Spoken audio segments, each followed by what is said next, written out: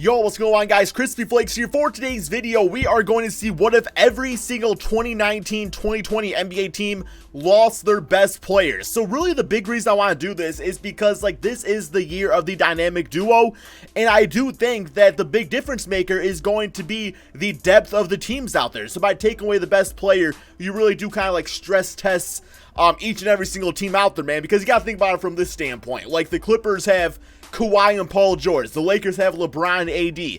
I mean, both those teams are going to be really good. It's going to be the other guys on the squad that might ultimately make the difference out there. So if you guys can please do me a quick favor and drop a like on this video for some more what ifs.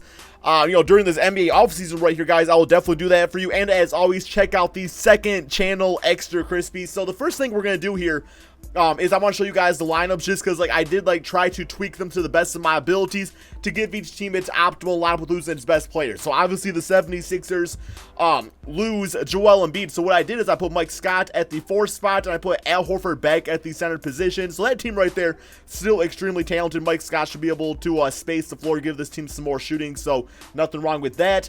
For the Milwaukee Bucks, you replace Giannis with Ersan Ilyasova. So not really a great situation right there. Ersan's a good stretch big and everything like that, but I mean, Chris Middleton, Eric Bledsoe, those guys are going to take over. This team has going to have any chances for this simulation. For the Chicago Bulls, of course, you take away Zach LaVine, so I put Tomas Satoransky at the shooting guard position. I know he's listed at point guard, but I know for the Washington Wizards, he did play both spots out there. Of course, you got Kobe White now starting at the point guard spot. For the Cleveland Cavaliers, you lose Kevin Love, which is pretty realistic. He missed a lot of last season anyway. And I decided to go with Larry Nance at the 4th spot alongside Tristan Thompson. Of course, you got that double backcourt of the point guards right there. For the Boston Celtics, they do lose Kemba Walker, who we not actually got to see them play in real life anyway. But he is replaced with Marcus Smart at the point guard spot. So, I mean, I don't know if I'm a big fan of Marcus Smart as a starting point guard, but defensively, him and Jaylen Brown, that should be one of the better defensive backcourts in the entire league. And of course, that opens up a lot more shots for Jason Tatum to take. For the Clippers, we did replace, of course, Kawhi Leonard. So Paul George is going back to the 3 spot. You got JaMychal Green at the 4. Landry Shamet is going to be the starting 2 of this team, because I do imagine that Paul George is going to be the shooting guard and Kawhi Leonard is going to be playing the 3. For the Memphis Grizzlies, you lose Jonas Valanciunas, who was a 20-10 guy for them last season. And I put Yvonne Rabb right there. You got Jaren Jackson Jr. Guys, also it is important to note that in any case in this, because we know certain guys are not going to be playing next season, like John Wall, Kevin Durant, maybe even Klay Thompson. So I did delete multiple players. I deleted those guys because they're not even going to be on the team next year anyway. And I did delete the next best guy just because, I thought that was kind of fair. We're not going to delete a player that's not even going to be there next season anyway playing. For the Atlanta Hawks, this team definitely taking a hit because they really did not have a backup point guard. I think they had, who was it? Del Dove, I don't think is really on the team. They had this Brandon Goodwin guy, so I did put Evan Turner at the point guard spot. And, yeah, I mean, he can handle the basketball, so hopefully that's all he does. Hopefully he doesn't use that broke-ass, bitch-ass jump shot. For the Miami Heat, you go out there and replace Jimmy Butler. I mean, realistically, man, the team's still fine. You got Deion Waiters, who, of course, is more than capable to put up numbers. He's actually really getting in shape, too, this offseason, so he might be a nice player for them next year anyway. For the Hornets, they didn't really have any good players anyway, but Cody Zeller was the highest rate overall as a 78, so Bismack Biyombo will be getting the start at the center spot. Yeah, that team's going to have the worst record in the league. For the Utah Jazz, you do go out there and replace, Donovan Mitchell and Rudy Gobert both had 88 overalls. I decided to go with Donovan Mitchell to replace. Put Joe Ingles at the 2 spot, Bojan Bogdanovic at small 4, then of course Jeff Green at the 4. So offensively, this team should still be really good, and of course defensively. For the Sacramento Kings, we got Yogi Ferrell, whose face is half cut off for whatever reason. Really hope 2K fixed that for 2K20, replacing De'Aaron Fox. So Yogi Ferrell, pretty good scoring, just basic backup point guard, but that definitely opens up more opportunities for Marvin Bagley and Buddy Hield. For the New York Knicks, we are replacing, don't worry guys, Julius Randle with one of the 17 power forwards on this damn team. So the squad's looking like this, although you could see a guy like a Marcus Morris. Actually, I would prefer him starting over Taj Gibson, so we're going to give him some more minutes out there. There we go. We got for the Los Angeles Lakers, Kuzma instantly slides into the starting small forward position as LeBron James is no longer on this team. Let's just imagine he's out there playing, doing some Space Jam 2 stuff. But, even without LeBron, I actually really like this team a lot. I think that AD and DeMarcus Cousins, their chemistry is going to be great. Point guard wise, I don't know why KCP's listed there. Yeah, definitely going to be like a Rondo playing there. Definitely not KCP starting at point guard. For the Magic, we got Mo Bamba, not the song, the actual player. Believe it or not, guys, he's more than just the song. Starting at center for Nikola Vucevic, so we finally can see what he can do out there. You know, being the starting center for a full season. Actually, want to give him a few more minutes just so we can really see what type of numbers he can put up. For the Dallas Mavericks, this one's difficult because you got Kristaps and Luka Doncic, who are both 87 overalls. I decided to list Luka as the best player just because I don't know exactly what Kristaps is going to be like when he gets back. So, yeah, we got Tim Hardaway starting over him and Dorian Finney-Smith. For the Brooklyn Nets, see, this is one of the cases where Kyrie was deleted, also Kevin Durant, because of course KD's not playing next season, so I wanted to see the full extent of it by taking Kyrie Irving off there. And even without those guys, man, you can really see the depth of this team, because to me, like, yeah, there's not like a star on here, but that's still a really damn good roster. Like Dinwiddie, LeVert, Joe Harris, Taurean Prince, DeAndre Jordan, Jared Allen off the bench. That squad's still going to get some things done in the Eastern Conference. For the Denver Nuggets, we got Mason Plumlee replacing Nikola Jokic, so big yikes there. For the Pacers, Oladipo was deleted. I mean, we're actually going to see this team in real life, like how they're going to operate. Now, I did hear that TJ Warren might go on the bench and they might start Sabonis or something like that, but this is the lineup we're going to go with. I'm completely fine with it. For the Pelicans, we lose Drew Holiday, who is listed as the best player. Might be Zion or Brandon Ingram by the time the season's over with. But actually, man, like, it might be a blessing in disguise, because getting JJ Redick out there, who can be an 18-point per game scorer and a high-volume three-point shooter, knock down a very high efficiency, he instantly goes to the starting lineup. So I think that's actually going to help the team out a lot. For the Detroit Pistons, you lose Blake Griffin, really the heart and soul of the team, and you replace with Markieff Morris. Can't imagine they make the playoffs this video. For the Toronto Raptors, you are losing Pascal Siakam after already losing Kawhi Leonard. So we're going to go with the traditional the traditional power forward center front court out there. We got Stanley Johnson, Norman Powell, Kyle Lowry. Not liking their chances, but we'll see what happens. Houston Rockets, this one's going to be interesting because James Harden, 96 overall, gets deleted.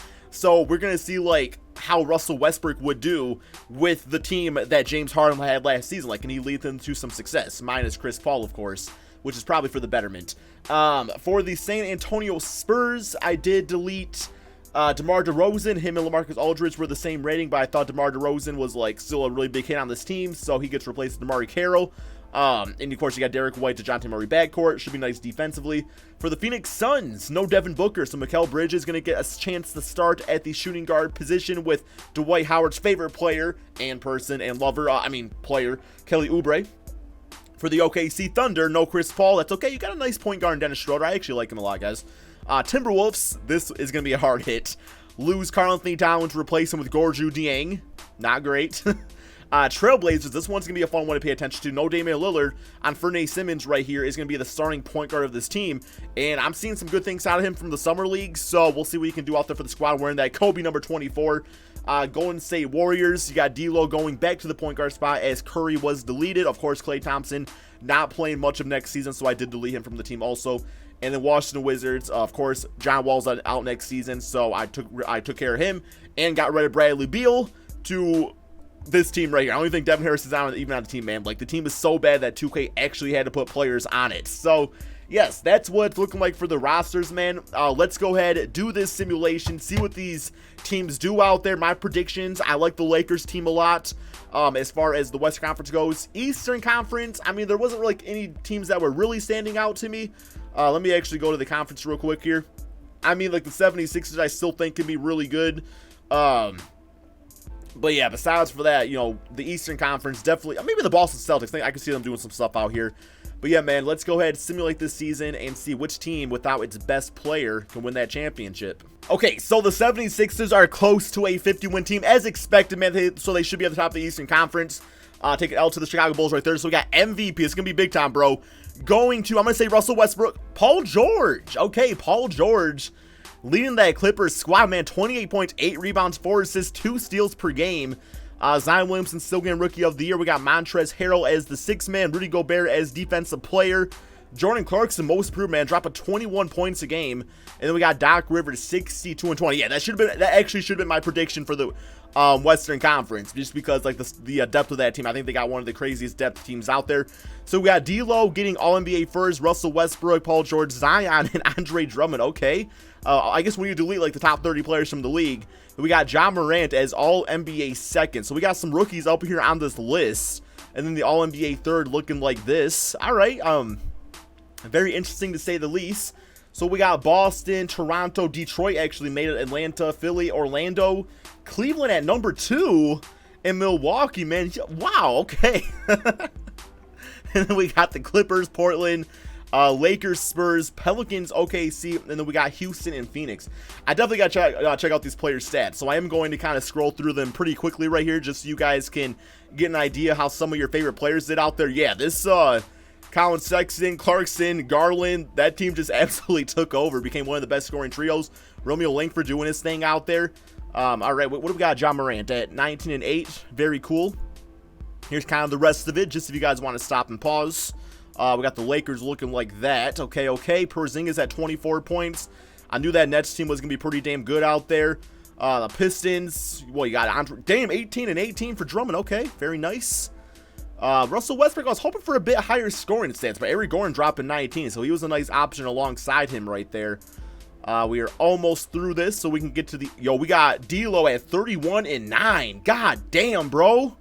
So pretty much insert point guard into the Cleveland Cavaliers. I'm sorry, the Golden State Warriors, and that team just takes over. Because Curry always puts up those numbers too. Okay, let's go ahead and simulate current round here. See who makes it. See who has the highest depth team in the NBA. Like I said, I'm gonna say the Clippers now. I said the Lakers, but I don't know, man. I like Kuzma off the bench. I thought DeMarcus Cousins was a really good signing. And yeah, no big time surprises yet, except Cleveland still at that number 2 seed. Still can't believe that. Simulating the next round right here. Looks like we got Philly probably going to beat Cleveland, as you know, Cleveland should not even be that deep, but who knows, man. Maybe I'm just a hater, right? So we got the Clippers, Rockets, Philly, Atlanta. Not really hating on that too much here. Although Atlanta in the finals, I guess, like, kind of want to say their team is deep, but they have potential to have a really deep team because they have a lot of guys out there. We just got to see what they can do. So we got the Clippers and the Hawks. Simulate current round here, man. And ultimately speaking, we got the Clippers sweeping the Hawks 4-0. Paul George, your finals MVP, to give you the deepest team in the NBA.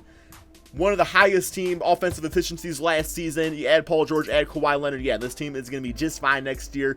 Hope you guys all enjoyed this video, bro. I definitely miss doing these what-ifs. I've not done them in a while here, so if you want me to bring them back, like I said, drop a like on this video. Give me your suggestions for other ones you want to see in the comments section below, and peace out, my friends.